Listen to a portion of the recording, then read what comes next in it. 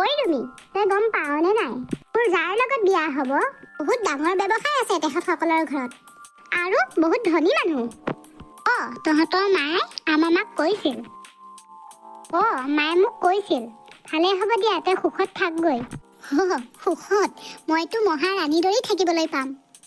মোক কপালত ইমান ধনী ঘৰৰ ল'ৰাৰ নাম লিখি থৈ দিছিলে, মই গমেই পোৱা নাছিলো। আৰু কলেজত সেইবিলাকৰ লগত চেনি খালো, কিন্তু দেখিবলৈ ভাল নহয়। হ'ব দে, কপালত লিখাজনৰ লগত এদিনটো বিয়া হয়েই। এই চুইজাৰযোৰ চোৱা কিমান ধুনীয়া লাগিছে, সিয়ে মোক দিছে। তই বহুত ধুনীয়া ধুনীয়া কাপোৰ পিন্ধিবলৈ পাবি। কৈছোৱেচোন, মই মহাৰাণীৰ দৰে থাকিবলৈ পাম। মহাৰাণীৰ দৰে থাকিবলৈ পাম, খাবলৈ পাম, পুৰা এনজয় কৰিম। আৰু তহঁতৰ ওচৰলৈ আহিম। কেতিয়াবা তহঁত আমাৰ তালৈ গ'লে মোৰ পুৰণা কাপোৰ চাপোৰ দি দিম দে। পুৰণা হবলৈতো নাপাবই, মানে আৰু কি, এবাৰ ইউজ কৰাটো নেক্সট বাৰ ইউজ কৰিব নাপামেই। এই যে কথাবোৰ কেনেকৈ কয়, আমি যেনিবা কাপোৰ পিন্ধিবলৈ পোৱা নাই, পুৰণা কাপোৰবোৰ পিন্ধিবহে লাগিব। আকৌ তোৰ ৰুমি, শুন, পিন্ধা কাপোৰটো মই কাইলৈকে নিপিন্ধো আৰু, এইটোহে কৰিছো। মানে বহুত বেছিয়ে ধনী নেকি মানুহ ঘৰ? তোক কৈছোৱেচোন বহুত বেছি ধনী। আমাৰ মাহঁত গৈছিল নহয়। ঘৰত মানুহ কিমান আছে? ঘৰত সকলোবোৰ মানুহ কাম কৰা মানুহে ৰাখিছে, বহুত কাম কৰা মানুহ। মাইকী মানুহ আৰু মতাৰ মানুহ কিমান লাইন চাবি, 10-12টালৈকে আছে বোলে। ঘৰত ভনীয়েক এজনী আছে বোলে, আৰু মোৰ মানুহজন শহু শাহু সিমানেই আছে। চিম্পি, তই মোৰ বৰ মৰমৰ বান্ধৱী। তই সুখত থকাটো মই বিচাৰোৱে। তই বিচাৰিলেও আৰু নিবিচাৰিলেও মোৰলৈ বহুত ধনী ঘৰৰ ভাল ল'ৰা এজন আহিছে। তোলৈ চাগে এনেকুৱা ল'ৰা নোলাবই। মোতকৈ অলপ দেখিবলৈ বেয়া যে, হ'লেও মধ্যবিত্ত ঘৰৰ ল'ৰা এজন পাবি আৰু। বাৰু তই ৰ ৰুমি, মোৰ ফোন আহিব, ফোনটোৱে নানিলো নহয়। তোৰ লগত ঘূৰি ঘূৰি সময় নষ্ট কৰিলে নহ'ব নহয়। হয়তো মোৰ মানুহজনৰ লগত ফোনতটো কথা পাতিব লাগিব। তই দেখিবলৈ মোতকৈ ধুনীয়াৰ বাবে সেই ধনী ঘৰৰ ল'ৰাটো পাইছ, সেইটো নহয় চিম্পি, সেইটো তোৰ কপালত লিখা আছে। আৰু কপালত যি লিখা হৈ থাকে তাকে হ'ব। ইমান অহংকাৰ্য কৰিছ তই। অহংকাৰ বেছি নকৰিবি, অহংকাৰৰ পতন হয়। মোৰ ভয় হয়। চিম্পি, মোৰ বান্ধৱীজনীৰ কিবা বিপদ হ'ব নেকি? তাই অহংকাৰী হৈ গৈছেচোন ল'ৰাজনৰ লগত বিয়া ঠিক হোৱাৰ পিছৰ পৰা। আজি চাগে ইয়াৰ মানুহবিলাকে বিচুতি খাইছে। আঠমঙলাত ইমান দামী দামী ধুনীয়া ধুনীয়া প্ৰেজেণ্ট দিছে মানুহবিলাকক। ঘৰৰ বংশ পৰিয়ালৰ মানুহবিলাকক ইমান দামী দামী প্ৰেজেণ্ট দিছো। পুৰণতটো সকলোৱে মূৰে কপালে হাত দিছিলে। আৰে চিম্পি, ইমান ধনী ঘৰলৈ বিয়া হৈছে, ইমানবোৰ দামী সাজ পোৱাৰ লগতে দামী দামী বহুত গহনা পাইছে। চব জ্বলিছে। ৰুমি এতিয়ালৈকে অহা নাই যে, তাইও চাগে জ্বলিছে। অহা নাই তাই ইয়ালৈ। জ্বল, তহঁত জ্বলি জ্বলি ছাই হৈ যা। মোৰ কি ক'বলগীয়া আছে? মই তামাম আৰামত আছো। চিম্পি, তই এতিয়াহে আহিছ। ঐ চিম্পি, তোক মই সম্পূৰ্ণ 8 দিনৰ মূৰত দেখিছো। ইমান ধুনীয়াজনী হৈ আছ। লগত মই যাম বুলি কৈছিলো, তই আকৌ যাব মানা কৰিলি। তোৰ লগত যোৱাহেঁতেন আজিহে তোৰ ওচৰৰ পৰা আহিলোহেঁতেন মংলাৰ সৈতে। তোক বহুত ধুনীয়া লাগিছে দেই এই সাজযোৰে। এই কাপোৰযোৰৰ দাম তই জাননে? বহুত দামী হয় এই কাপোৰযোৰ। তই চাগে আজিলৈকে এনেকুৱা কাপোৰ কোনেও পিন্ধা দেখা নাই। এই বাবেহে আচৰিত মানিছ। অলপতো চুই চাবলৈ তোৰ মন আছে নেকি? চুই চাবলৈ মন আছে যদি চুই চাব পাৰিবি। তহঁতে এইবোৰ পিন্ধাৰ যোগ্যতা অৰ্জন কৰিব নোৱাৰ। মই ধুনীয়াৰ বাবেহে ইমান ধনী ঘৰৰ ল'ৰা এটা মোক পচন্দ কৰি ইমান দামী দামী কাপোৰ দিছে। তোক ধুনীয়া লাগিছে, তোক বৰ ধুনীয়া লাগিছে। এনেও মই ধুনীয়াই, আৰু এতিয়া আৰু ধুনীয়া লাগিব তোৰ। তই যেন ইমান দেৰিকৈ আহিছিলি। তই চাগে আহিবলৈ মনে কৰা নাছিলি। হয়তো বৰমাহঁতে তোক গালি পাৰিহে পঠিয়াইছে। কি যে কথা ক, মা দেউতাই অথনিৰ পৰা ইয়াতে আছে। পুৱাৰ পৰাই আছে। মই কলেজৰ কাম এটাৰ কাৰণে কলেজত যাবলগীয়া হ'ল, এইবাবেহে আহিব পৰা নাছিলো। তোক চাবলৈ মই নাহিম সেইটো হ'ব নোৱাৰে। কচোন, তই মোৰ বাবে কি আনিছ?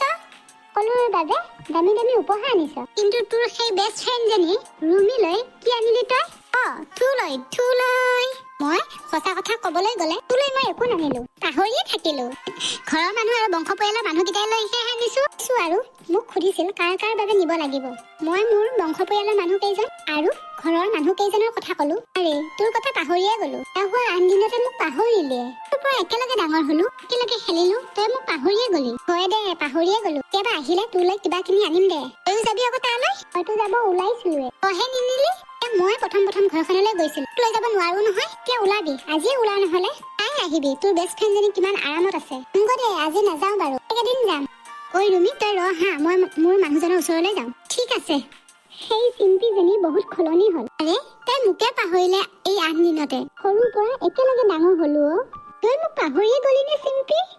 মাও, তই ইমানকৈ কি ভাবি আছনো? ইমান অকাই পকাই ঘৰটোকে চাই থাকিব নালাগে। ইয়াত মানুহবিলাকে ভাবিব আগে পিছে দেখিয়ে পোৱা নাই। দেখাতোন ইমান ধনী ঘৰৰ ভিতৰত মই আজিহে প্ৰথম সোমাইছো। মাজনী, আমি যোৱাটো জনমত কিবা পুণ্য কৰিছিলো, সেইবাবেহে ইমান ধনী ঘৰত বিয়া দিব পাৰিছো। আমি জোৱাইটো ইমান ভাল পাইছো, আৰু ঘৰখনো ইমান ধনী ঘৰ। এইবোৰ তহঁতৰ পুণ্যফল নহয়। তহঁতে যোৱাটোৰ জনমত যি পুণ্য কৰিছিলি তহঁতৰ ফল হিচাপে সেইকাৰণে মোক পালি। তহঁতৰ পুণ্যৰ বাবে জোৱাইক পোৱা নাই। মোৰ ধুনীয়া চেহেৰাটোৰ বাবেহে জোৱাইক পাইছো। ঘৰখন ধনী ঘৰ পাইছো। শুন, মই যদি দেখিবলৈ বেয়া হলো হয়, তুমিহঁতৰ দৰে হলোহেঁতেন, তেতিয়াহ'লে মোক এইখন ঘৰলৈ বিয়া পাতি আনিলেহেঁতেন। মই দেখিবলৈ ধুনীয়া, মই অলপ স্মাৰ্ট বাবেহে, আৰু মই পঢ়া শুনাও কৰা ভালদৰে, সেইবাবেহে এইখন ঘৰলৈ মোক বিয়া পাতি আনিছে। তোমালোকৰ পুণ্য ফলত নহয়, মোৰ ধুনীয়া চেহেৰাৰ বাবে। ভগৱানে বহুত কৃপা কৰিছে দে। হ'ব, তোৰ চেহেৰাটোলৈ বৰ অহংকাৰ কৰি নাথাকিবি, মাজনী নেপায়। সেইটো অহংকাৰ নহয়, এইটো মোৰ গৌৰৱ। মোৰ চেহেৰাই মোৰ গৌৰৱ। কোনজনী ছোৱালীয়ে কোনজনী ছোৱালীয়ে ধনী ঘৰত বিয়া হ'ব পাৰিছে? কোনজনী ছোৱালীয়ে মাক দেউতাকক ধনী ঘৰত সজুৱাই দিব পাৰিছে? মই পাৰিছো, কাৰণ মোৰ এই চেহেৰাটোৰ বাবে। ৰুমি আৰু তই সৰুৰ পৰা একেলগে মিলিজুলি থকা, দুয়োজনী নলে গলে লগা বান্ধৱী। তাইক এদিন ইয়ালৈ থাকিবলৈ মাতিবি। মই আকৌ তাইক লগ ধৰিছিলো, তাই পিছে পৰাই যাম বুলি ক'লে। তই মাতা নাই কাৰণে তাই আহিব বেয়া পাইছে। ফোন এটা কৰি হ'লেও তাইক এদিন মাতিবিচোন এদিন ইয়াত থাকিবলৈ। তাইৰ নম্বৰটো মই নিউ ফোনটোত নাৰাখিলোৱে নহয়। বাদ দে, কেতিয়াবা আহিব মন গ'লে এনেই আহিব। তাইতো ক'ৰবাত বিয়া বাৰু হ'বলগীয়া হ'লে মাতিবলৈতো আহিবই, তেতিয়াই আহিব আৰু। বাদ দে, সিহঁতৰ লগত মোৰ ৰিলেশ্যন ৰাখিবলৈ টাইম নাই। মই মোৰ লাইফটো এনজয় কৰিব লাগে। এনজয় ৰুমিক তই পাহৰি নাযাবি। তাই তোক বৰ ভাল পায়। দুইজনী ইমান নলে গলে লগা বান্ধৱী আছিলি, আৰু এতিয়া তাইক পাহৰি গ'লে হয়নে? মা, তই এতিয়া সেইজনীৰ কথা উলিয়াই নাথাকিবি। ৰুমি মোৰ বান্ধৱী আছিলহে, এতিয়া মোৰ নিউ ফ্ৰেণ্ড হ'ল। চহৰত ধনী ধনী মানুহবিলাকৰ লগত মোৰ ফ্ৰেণ্ডশ্বিপ হ'ল। তই বাদ দে সেইবোৰ কথা। মা, ইমান ধনী মানুহ ঘৰলৈ যাবলৈ মনটোতে সংকোচ লাগিছে যেন। তথাপিতো চিম্পিৰ খাতিৰতে যাওঁ। মোৰ লগত শৈশৱৰ পৰা একেলগে ডাঙৰ হোৱা বান্ধৱী, আৰু মই তাইৰ নলে গলে লগাৰ বান্ধৱী। আৰু তাইৰ ঘৰখন মই চাই নাহিলে কেনেকৈ হ'ব বাৰু? যাবলৈ ওলাইছ যা, কিন্তু চিম্পিয়ে ফোন কৰি হ'লেও তাই তোক ঘৰখনলৈ এবাৰো মাতা নাই। এবাৰতো মোৰ ওপৰত তাই খং উঠি আছে, সেইকাৰণে মোক মাতা নাই। মই ঠিকেই বুজিছো, মানে তাই আঠমঙলাত আহোঁতে তাহাঁতৰ ঘৰত মোক লগ ধৰিছিল, আৰু সিহঁতৰ লগতে, আৰু মই নাযাওঁ বুলি ক'লো। সেইটোৱে চাগে তাইক গপ লাগি আছে। যা দেৰি নকৰিবি, আৰু আজি নিশাটো থাকি কাইলৈ গুচি আহিবি। আৰু এনেকৈ বান্ধৱী ঘৰত বেছি দিন থাকিলে বেয়া। মা, চিম্পি ঘৰত থাকিলে তাইও মোক ভুল নুবুজে, আৰু ময়ো তাইক ভুল বুজিবলগীয়া নহয়।